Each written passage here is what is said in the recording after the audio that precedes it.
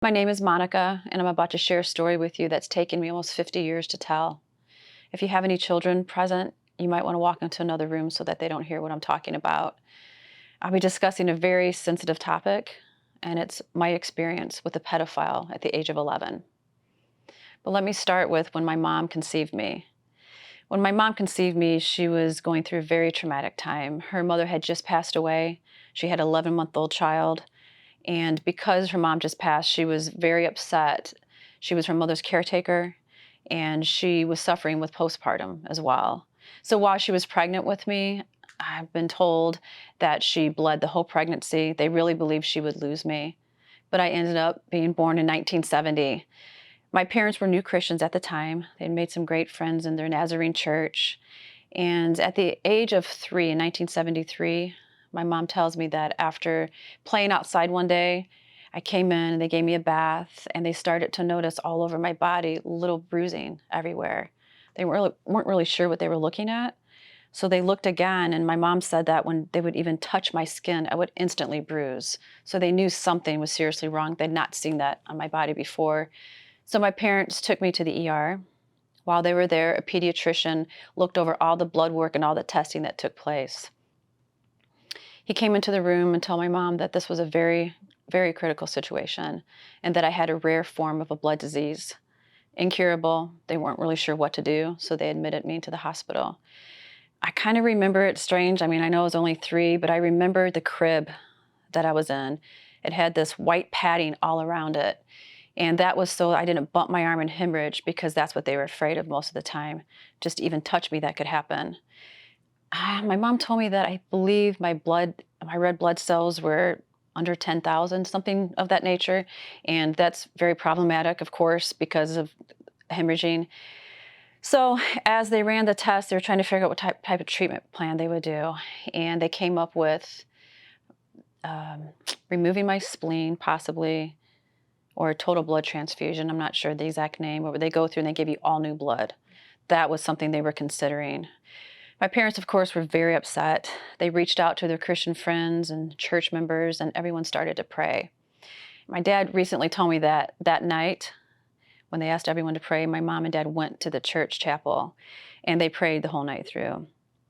What they didn't know is that when I went to sleep that night, as a 3-year-old, I had this vision. And this might sound crazy, but I remember bits and pieces of it. And I've been told, of course, by my parents what I told them. That night when I was asleep, I had a vision, and I saw Jesus standing in the hospital room. And I just remembered little bits and pieces about it. So when my parents came in after being in the chapel all night, they came in to see me. And when they walked in, I said, I saw Jesus, in baby talk. And my parents were like, okay, they just thought that was cute. And I said, I saw Jesus. He said, everything be all right. And they just kind of looked at each other. They weren't sure if this was just a dream, they didn't understand. They were new Christians. And then I went into explaining, white robe, gold shiny belt. And they were just kind of looking at each other like, what are these details, And a few hours later, the doctors came in with some pretty incredible news. First of all, when I was in the hospital, they were continually taking my blood. I remember what it felt like when the cart would come in. I could hear it coming in with all the little, equipment, all the little testing they had, and they would prick my fingers over and over every day. In fact, I have some scarring on my fingers from that. So that morning they took blood like normal. And when the doctors came in, Dr. Morris was his name, he came in and he told my parents, I don't really know how to explain this, but all of Monica's blood work this morning came back in completely normal. And my parents just looked at each other like, oh my gosh, like what is going on? Like, this is incredible. We prayed all night, and what Monica told us she saw, and the doctor just said, I have no explanation. None of us at the hospital do, except for this is a miracle. So that was pretty powerful, and that really made a mark on my life. And for years after that, I would see angels, and I would have these visions, and I was one of those kids who'd be standing up in church on the church pew just worshiping and praising the Lord. And I also remember and was told that a few years later, I would go around the neighborhood witnessing, knocking on people's doors and witnessing and getting the kids outside and telling them about Jesus and how awesome heaven would be. And I was just very passionate, just loved the Lord. I mean, I had an incredible experience. Well, unfortunately, even though my parents were Christians, my mom suffered, now I know, with mental illness. She had a severe anxiety disorder. So my dad worked in the mill and he was gone a lot. He'd work regular hours and then he'd work a few doubles during the week, which left us kids mainly with my mom. My mom was so anxious and she would have such paranoia and just fits over the most random things. Like, let's say the sky looks a little stormy. Well, your kids are coming in, like buried downstairs, and you can't come out until maybe the thunderstorm's gone. It was very extreme. Oh, there's a tornado in another state. Well, we're all hunkering down again. Or we're driving down the street and my mom starts to have a panic attack. We're rushing home in the middle of trying to go somewhere fun, going back home. And then I've also been told that for a few years, my mom was housebound. She literally could not leave the house. So that right there caused a lot of trauma in the children's lives, my life, because it was always like this paranoia, this high anxiety, not knowing what was going to happen next, seeing my mom break down. My mom we couldn't travel. She would not go on highways with my dad. And I remember one time my dad went down this one road. We lived in Hammond. And all of a sudden when he got on there, she just went nuts and just started hitting him. And we were just scared as kids, like, what is going on? So it was very scary, to get in the car with my mom and to have her completely melt down like she did when my dad went on that little highway. We were never sure what to expect. Um, it was hard because most families would maybe be able to travel, go out of town. Well, my mom would not do that. We could not leave the state of Indiana, unfortunately, like literally could not leave. Later on, she met some great friends from the church, and that lady was able to get my mom to get out of the house when she was housebound. We could go to the mall, and finally we got to go to church camp, which was awesome because that's the closest thing to vacation that we ever had, and it was wonderful. But that was the extent of it. So probably in about 1980, I started noticing my parents argue a lot more, where we could hear it a lot more, which made us kids unsure of what was happening. And then we were told in 1981 that my mom and dad were getting divorced. I know divorce is pretty common. I understand, but I was a daddy's girl. I was the baby of the family. I was the one who they thought they were going to lose. My dad told me recently that when they went to the chapel that night to pray for me, basically they were praying for a miracle, but they started off by just thanking God that God had given them 3 years with me. They thought it was incredible. You know how it is being a baby of the family, a little special attention and that. And I was a daddy's girl for sure. So at 11 years old, my dad announced he was leaving that day. They were getting divorced. And I remember standing at the top of the stairs with my brother and sister, my dad being at the bottom of the stairs, sorry, with the suitcases and all packed, and him looking back at us, and us kids just saying, "Dad, don't leave." And it's like a movie. I mean, I view it sometimes when I've seen movies like that. It's like, oh, but just saying, "Dad, don't go." And we're just crying and crying, and my dad looking back at us, and I am praying out loud, like, like in the name of Jesus, like coming against the enemy's plan and praying and just pleading the blood over my dad and praying. And he looked back one more time and then the door shut.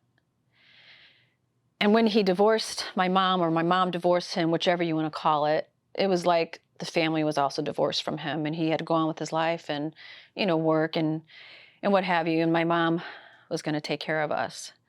And it really wasn't too long after that, I'm thinking a few months, that my mom tells us that she is getting remarried and that she's pregnant. Of course, that's shocking. My dad's gone. My mom's getting remarried. She's pregnant. All felt a little weird being 11 years old hearing this. We're in the house that my mom and dad shared, and here's a new man moving in. I'm told he's a pastor's son. Later, I find out that my mom was attracted to him because she met him at a prayer meeting, and she's attracted to him because he filled some needs in her that my dad couldn't fill, which was emotional. He would write her the love letters, the poems, those type of things, and my mom was always trying to fulfill needs that were really never met by a man. Of course, we know, only God can completely fill our needs. Anyway, she fell in love with him, she thought, pregnant with him, brings this man into the house. And at first he's like taking us to arcades, taking us out to eat, all the fun stuff. Still did not feel right. He's not your dad. And then one night, for some reason, I was sleeping on the couch in the living room. Not sure why. Maybe I fell asleep watching a show. I don't know. And in the middle of the night, my stepdad came into the living room and sexually violated me. At 11 years old, just lost my dad. We have a new man in the house, really in my dad's house, whatever, our home. My mom's pregnant by this guy, and I didn't know what to do. I I just knew that was never going to happen again, as far as I could tell. I was not going to let that happen. And I just felt so bad because I'm thinking, I'm going to have to tell my mom. I'm going to have to tell my mom, and I feel so bad because she's pregnant. My dad's gone. And how am I going to tell her? And I think that when I first mentioned it to her, because I was just trying to ease into it, I remember saying, "Hey, Mom, I think I had a dream," and like try to play it. And then finally, I'm like, "No, Mom, this is actually what happened."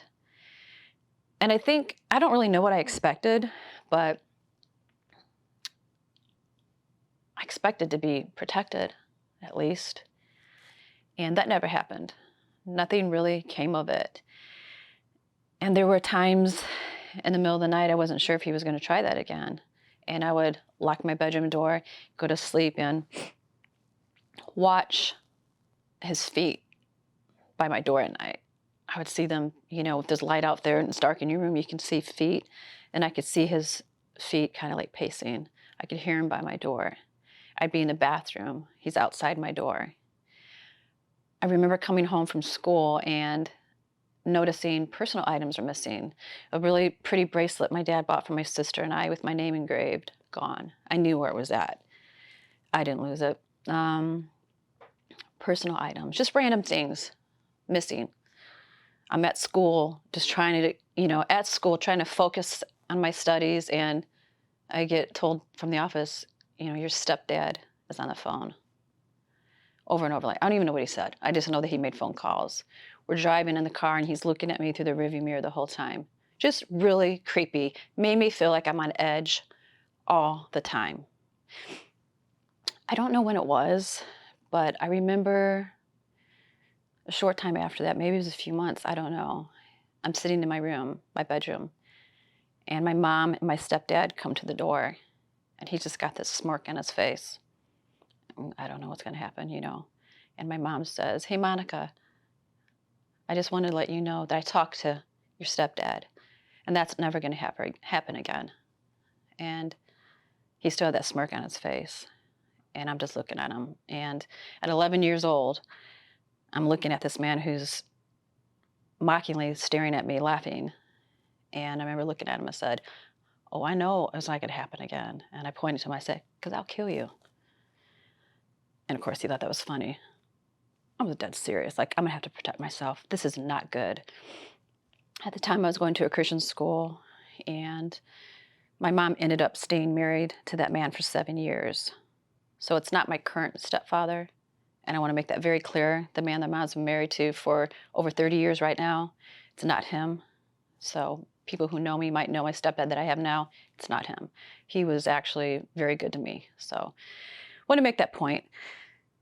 But back to that, it was very difficult living in an environment when you weren't sure what was going to happen, and where you had this man like taunting you, taking things from you, just being creepy, And all you want from your home is to feel like you're safe, and that's the last thing that I felt. I'm not sure why I didn't go to my dad and tell my dad. I've always wondered about that. Like, why didn't I go to my dad? I don't know. I can't answer that. So I started babysitting. And on weekends, I'd babysit for kids. And I started babysitting for a few years later, about 4 years later, for a pastor's family. And I watched those kids, and it was great. It was a lot of fun, and I enjoyed it. We got to do some really fun things. And I remember my mom sitting me down and saying, "We're going to have a meeting with this pastor's family." I'm like, okay, I don't know what she's saying. And when I would babysit the pastor's kids, at one point, the pastor's wife came to me and said, "Hey, we're going to be building a new home. Would you like for us to have a bedroom ready for you?" And I was like, "What?" No, I thought that was weird. She's like, "You can pick out any theme you want." And I'm thinking, No, I'm not going anywhere. I mean, that was kind of weird and scary too, like being moved. I just thought that was crazy. I thought maybe that was just an idea, or maybe she's trying to be nice. I'm not sure. But not too long after that, like I said, my mom said we had a meeting scheduled. And the meeting was with the pastor and the pastor's wife and my mom at some pizza place in the town we lived. And that's when I was told that I would, in fact, be moving in with that family. And that took me out of the situation with my stepdad and unfortunately put me into an environment where I would be violated again.